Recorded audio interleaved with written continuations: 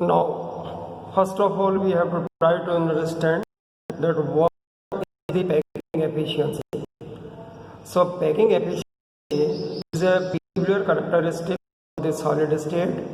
What happens in this case? If we arrange these dots arranged in the spherical body, then the one spherical body surrounded by the neighboring two other spherical bodies, अर्थात एक जो गोला है वह दो अन्य निकटवर्ती गोलों से घिरा हुआ है। तो जब वो निकटवर्ती गोलों से घिरा हुआ उनके दो गोलों के बीच वैकेंट स्पेस अर्थात रिक्त स्थान रह जाते हैं, और ये जो रिक्त स्थान रहते हैं उनको काउंट करते हुए कि ये रिक्त स्थानों का जो वॉल्यूम कितना है और हमारे गोलों का वॉल्यूम कितना है, तो जब हम दोनों का जब अनुपात निकालते हैं तो यदि गोलों का वॉल्यूम रिक्त स्थान से ज़्यादा निकलता है तो इसका अर्थ ये होता है कि हमारी पैकिंग एफिशिएंसी बहुत ज़्यादा है। और अगर रिक्त स्थान का वॉल्यूम, उसका आयतन, यदि गोलों के कुल गोलों के आयतन से ज़्यादा हो जाए, इसका मतलब कि ये लूजली अरेंज्ड हैं, अर्थात इनकी पैकिंग एफिशिएंसी कम होती है। तो पैकिंग एफिशिएंसी वास्तव में इन गोलों के व्यवस्था का एक क्रम है, और ये जो क्रम है वो अलग अलग प्रकार के यौगिकों में अलग अलग दिखाई देता है। तो कंपोनेंट को पहले आपको TDS अर्थात 3 डायमेंशनल स्ट्रक्चर के रूप के अंदर पढ़ना पड़ेगा। तो ये जो 3 डायमेंशनल वाली जो स्थिति बनती है ये आपके XYZ एक्स पर, और आपको कल मैंने जैसा बताया था कि ये एक्सरे विवर्तन अध्ययन अर्थात एक्सरे डिफ्रैक्शन मेथड के द्वारा हम ये 3 डायमेंशनल स्ट्रक्चर जो है वो बना सकते हैं। तो कंपोनेंट का अरेंजमेंट त्रिविम व्यवस्था के अंतर्गत और उनके मध्य के रिक्त स्थान का जो अनुपात होता है वही उस ठोस क्रिस्टल जालक की क्लोज पैकिंग अर्थात ये हिंदी में इसको बोलेंगे निबिड़ संकुलन कहलाता है। अब ये जो अरेंजमेंट होता है उसमें गोलों के मध्य 2 प्रकार के बल कार्य करते हैं। जैसे आपके एक तो अट्रैक्शन फोर्स अर्थात 2 गोलों के बीच में आकर्षण, और इसी प्रकार से दोनों के बीच में प्रतिकर्षण। तो जब प्रतिकर्षण न्यूनतम हो जाए और आकर्षण प्रबल हो जाए, वह स्थिति उस क्रिस्टल जालक की सबसे सुव्यवस्थित स्थिति कहलाती है। ये निर्भर करता है कि गोलों का आकार कितना है, गोलों में ये जो गोले हैं वो किस प्रकार के परमाणुओं के हैं, उन परमाणुओं का Z का मान कितना है, उनका जो इलेक्ट्रॉन स्क्रीनिंग इफेक्ट परिरक्षण प्रभाव है उसका मान कितना है। तो ये सब कारक हैं जो उनके बीच में उस वैकेंट स्पेस को तय करते हैं, डिटरमाइन करते हैं। तो इस तरह से पैकिंग एफिशिएंसी अलग अलग रासायनिक पदार्थों की अलग अलग प्रकार से होती है। अब ये जो पैकिंग एफिशिएंसी को हम 3 भिन्न भिन्न पदों के अंतर्गत समझने की कोशिश करते हैं। देखिए, सबसे पहली स्थिति तो ये हुई कि हमारे पास में 1 डायमेंशन कंडीशन है। तो 1 डायमेंशन कंडीशन का मतलब हुआ कि केवल एक पंक्ति में गोलों को अरेंज किया जाए, ये 1 डायमेंशन कहलाता है। तो जब 1 डायमेंशन में हम देखते हैं कि ये जो बीच वाला, ये जो मध्य में जो गोला स्थित है ये अन्य 2 गोलों से घिरा हुआ है। इसका मतलब ये हुआ कि प्रत्येक पंक्ति में जो मध्य का जो गोला होता है वो अपने निकटवर्ती 2 गोलों से घिर जाता है, और इस तरह से उसका सीधा संपर्क जो है वो 2 गोलों से होगा। और इसी कारण जो आपके 1 डायमेंशन जो एक विमीय संरचना है पैकिंग एफिशिएंसी की संकुलन क्षमता संकुलन की, उसके कोऑर्डिनेशन नंबर का मान हो गया 2। 2 क्यों हो गया? क्योंकि एक गोला अपने निकटवर्ती 2 गोलों से घिरा हुआ है, ये इसका मतलब होता है। ये 1 डायमेंशन के लिए, ठीक है। अब उसके बाद आगे बढ़े। अब हम क्या कर रहे हैं कि गोलों के अरेंजमेंट को दो भिन्न परतों के अंदर पढ़ते हैं। ये हमारी जो है ना वो पहली परत हो गई, ये नंबर 1, और ये नंबर 2, ये 2 परत हो गई। तो ये आपका 1 डायमेंशन हो गया, ये 1 डायमेंशन हो गया। अब दोनों को मिला देंगे तो क्या बन जाएगा? 2 डायमेंशन। ये 2 डायमेंशन हो गया। अब 2 डायमेंशन में भी 2 अलग अलग प्रकार के संकुलन होते हैं। जैसे ये जो संरचना है ये आपको बताई जा रही है कि इस पंक्ति के इन 2 गोलों की व्यवस्था क्रम को देखा जाए तो इनके केंद्र को परस्पर एक दूसरे से मिलाने से हमें एक स्क्वायर प्राप्त होता है, एक वर्गाकार संरचना मिलती है। और ये वर्गाकार संरचना आपको इस तरह से बताई जा सकती है, अर्थात ये हमारी पहली पंक्ति, ये दूसरी पंक्ति, और इस दूसरी पंक्ति के बाद में जो फिर आपके तीसरी और चौथी पंक्ति आएंगी तो ये जो एक गोला है वो अन्य 4 गोलों से संपर्कित होता है और तब जाकर के एक ये वर्गाकार संरचना बन जाती है। इस संरचना में क्या होगा कि ये जो गोला दिखाई दे रहा है, ये गोला वास्तव में इस चारों गोलों के बीच में जो रिक्त स्थान है उस रिक्त स्थान के अंदर स्थित होता है, अर्थात यही गोला इन 4 गोलों से आपस में संपर्कित रहता है। इसलिए इस प्रकार की जो पैकिंग एफिशिएंसी है उसे हम स्क्वायर क्लोज पैकिंग एफिशिएंसी के नाम से जानते हैं। और क्योंकि एक गोला वो 4 गोलों से घिरा हुआ है इसलिए इसका कोऑर्डिनेशन नंबर हो गया 4, कोऑर्डिनेशन नंबर 4, ये 4 कोऑर्डिनेशन नंबर हो गया। और इस तरह की जो पैकिंग एफिशिएंसी है उसको स्क्वायर क्लोज पैकिंग अर्थात भागीय निबिड़ संकुलन के नाम से जाना जाता है। अब इसी के अंतर्गत जो है ना वो एक दूसरी स्थिति और बन जाएगी। हम अभी पढ़ रहे हैं 2 डायमेंशन के लिए, अर्थात ये 2 परतों के बारे में अध्ययन कर रहे हैं। देखिए ये पहली परत, ये दूसरी परत, ये तीसरी परत, चौथी, पांचवी, छठी परत आगे बढ़ती चली जाएगी। अर्थात परतों की संख्या तो बहुत सारी है, लेकिन हमें किन्हीं 2 क्रमागत पंक्तियों के बारे में आपको करना है। जैसे ये जो दूसरी पंक्ति का जो गोला है वो प्रथम और तृतीय, ये तीसरी पंक्ति, ठीक है। तो अब हम जो द्विमीय संरचना बनाना चाहेंगे उसको इस तरह से भी बना सकते हैं कि प्रथम पंक्ति के जो 2 गोलों के बीच में जो रिक्त स्थान है उस रिक्त स्थान पर हमारा ये गोला स्थित है। तो इस गोले के ऊपर 2 हो गए और इस गोले के नीचे भी 2 गोले हो गए, और ये इसके सिरे वाले गोले हैं, ये ऊपर का सिरा, ये नीचे का सिरा, इसको बायां सिरा या दायां सिरा भी बता सकते हैं। अब अगर इनके केंद्र को आपस में मिलाया जाए तो आप देख रहे हैं ये संरचना बन गई एक षटकोण की, अर्थात हेक्सागोनल क्लोज पैकिंग। इसी संरचना को अगर आप और स्पष्ट देखना चाहेंगे तो वो आप बता सकते हैं ये संरचना। तो इसमें आप देख रहे हैं कि इस संरचना में दूसरी पंक्ति के 3 गोले और प्रथम पंक्ति के 2 और तीसरी पंक्ति के 2, और ये मध्य वाला जो पंक्ति का गोला ये हमारा मुख्य गोला, केंद्रीय गोला है। और यही केंद्रीय गोला, ये जो हमारा सेंटर स्पेयर है, ये संपर्क किससे है इसका 1, 2, 3, 4, 5 और 6, इन 6 स्पेयर से घिरा हुआ होता है। इसलिए इसका जो कोऑर्डिनेशन नंबर वो हो गया 6। तो अगर 2 डायमेंशन में हम 2 प्रकार के अरेंजमेंट पढ़ेंगे। पहले अरेंजमेंट तो वो जिसमें कि एक गोला 4 गोलों से घिरता है, तो उसको तो हम बोल देते हैं आपके स्क्वायर क्लोज पैकिंग। और अगर एक गोला जो उसकी व्यवस्था उसे हम अगर 6 गोलों से घिरा हुआ देते हैं तो फिर वो बन जाएगी आपके षटकोणीय निबिड़ संकुलन, अर्थात हेक्सागोनल क्लोज पैकिंग। और इसका जो कोऑर्डिनेशन नंबर होता है वो हो जाता है 6।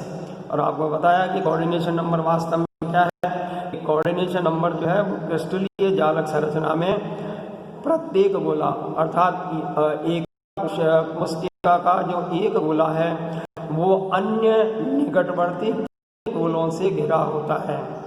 तो अन्य निकटवर्ती गोलों की संख्या ही कोऑर्डिनेशन नंबर कहलाती है। ये इसका मीनिंग हुआ। इसको उप सहसंयोजक संख्या भी हम बोलते हैं।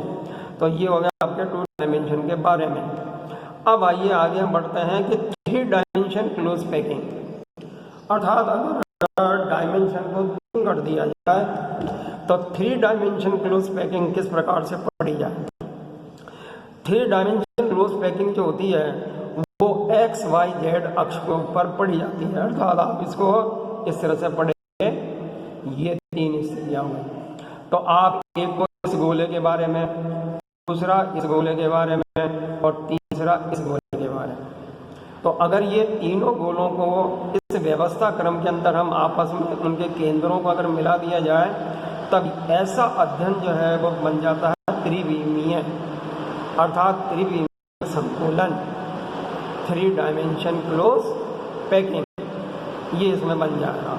तो अब इसको आप देख रहे हैं बनने के लिए कि ये जो त्रिविम संरचना है ये वास्तव में किस प्रकार से बनती है।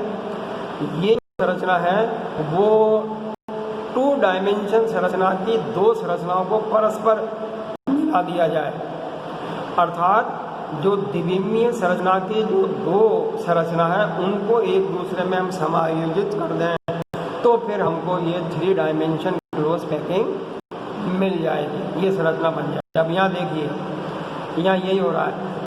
पहली पंक्ति के अंदर कितने हैं, 2 गोले, दूसरी पंक्ति में गोलों की संख्या 3 हो गई, और फिर नीचे की 2 पंक्तियों में देते हैं तो एक गोला जो है वो दूसरी पंक्ति के गोले के ठीक ऊपर है, जब दूसरा गोला जो होता है वह किसी मध्य वाली पंक्ति के ठीक ऊपर होता है। इनके केंद्रों को परस्पर एक दूसरे से मिलाएं तो हमें यहाँ पर 2 वर्ग आपस में मिल करके, मतलब आप बताए ना आपको कि द्विविमीय संरचना की 2 संरचनाओं को परस्पर मिला दीजिए तो हमारी एक वर्ग तो हमारा ये हो और ये हो गया दूसरा वर्ग। तो जब 2 वर्गों को आपस में मिला देते हैं तब हमें इनकी त्रिविम व्यवस्था प्राप्त हो जाएगी और ये जो संरचना है वो आप कहलाती है स्क्वायर क्लोज पैकिंग और ये सिंपल क्यूब स्ट्रक्चर बनता है, सरल घनाभ संरचना। इसलिए इसको हम प्रिमिटिव यूनिट सेल अर्थात प्राथमिक एकाक कोशिका भी कहते हैं। तो प्राथमिक एकाक कोशिका जो प्रिमिटिव यूनिट सेल है ये 2 वर्गों के परस्पर मिलाने से बनती है और इन्हीं दोनों वर्गों को आप एक्स वाई जेड अक्ष के ऊपर बता सकते हैं, अर्थात हम इसका त्रिविमीय अध्ययन कर सकते हैं। ये आपका त्रिविमीय अध्ययन इस प्रकार से, जैसे देखिए ये गोला है, ये इस दूसरे गोले से जुड़ा हुआ, ये गोला इस गोले से जुड़ा हुआ। हालांकि इसमें डायग्राम में आप देख रहे हैं ये दूर है लेकिन वास्तव में ये दूर नहीं है, ये इस बिल्कुल इसके साथ में अटैच होता है। और ये जो अगली पंक्ति है उसका गोला, तो अब ये हो गया ना त्रिविम, अर्थात एक्स अक्ष, वाई अक्ष और जेड अक्ष। तो 2 वर्गों को मिला करके जब संरचना प्राप्त होती है तो वह फिर त्रिविमीय बन जाती है। अब आइए अगर हम 2 द्विविमीय संरचना को इस प्रकार से व्यवस्थित करें कि संरचना में हमें एक षटकोण नजर आए, अर्थात 2 क्रमागत षटकोण नजर आए, कैसे बन सकता है आप विचार कीजिए। ये हमारी प्रथम पंक्ति, ये दूसरी पंक्ति, फिर ये तीसरी पंक्ति और फिर ये चौथी पंक्ति, अर्थात हमने 4 रोज को आपस में कोरिलेट किया है, सहसंबंध इनको हमने जानने की कोशिश की है। अब इसमें आप देख रहे हैं कि ये जो बी पंक्ति के अंदर जो ये नंबर 1 ये नंबर 2 ये जो दूसरा गोला है, इस दूसरे गोले के ठीक ऊपर 2 गोले हैं वो प्रथम पंक्ति के हैं और इसी तरह से जो हमारी तीसरी पंक्ति है वह भी 2 गोलों से, अर्थात ऊपर 2 और नीचे 2। लेकिन ध्यान रहे कि इस गोले की स्थिति इन 2 गोलों के मध्य के जो रिक्त स्थान है वो उसके अंदर होनी चाहिए, ये इस बात का आपको ध्यान रखना है। तो इस तरह से इन गोलों को आप व्यवस्थित करें तो आप इनके केंद्रों पर एक दूसरे से मिलाएंगे तो हमें ये एक षटकोण प्राप्त हो गया। इसी तरह से ये होगा दूसरा षटकोण। ये दूसरा षटकोण इस तरह से बन जाएगा कि इन दो गोलों के ठीक ऊपर जो है वो एक गोला और इन दोनों के ऊपर एक गोला, तो ये दूसरे पंक्ति के दो गोले हो गए।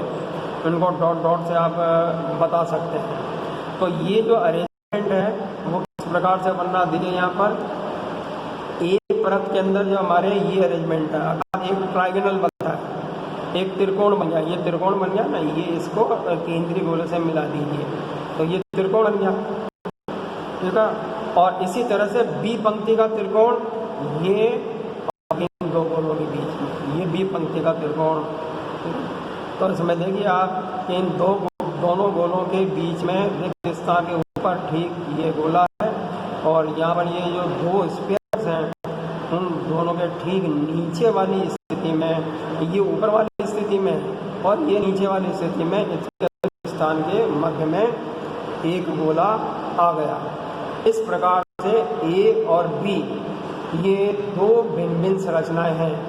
अब इन दोनों संरचनाओं को हम अगर परस्पर जोड़ दें, इन दोनों को हमने परस्पर जोड़ दिया तो इस संरचना के ठीक नीचे इस संरचना को आप रख दीजिए तो हमें ये संरचना प्राप्त हो जाएगी। ये हमारी पहली संरचना बन गई, पहला त्रिकोण ए का हो गया और ये फिर दूसरा आपके त्रिकोण हो गया।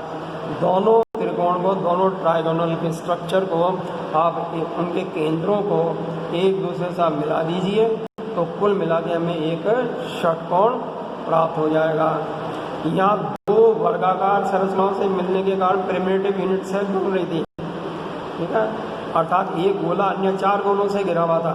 यहाँ हम देख रहे हैं इस त्रिविमीय संरचना में यहाँ पर जो है वो एक गोला जो होता है वो ऊपर और नीचे तीन तीन गोलों से घिरा हुआ होता है एक षटकोण के अंदर।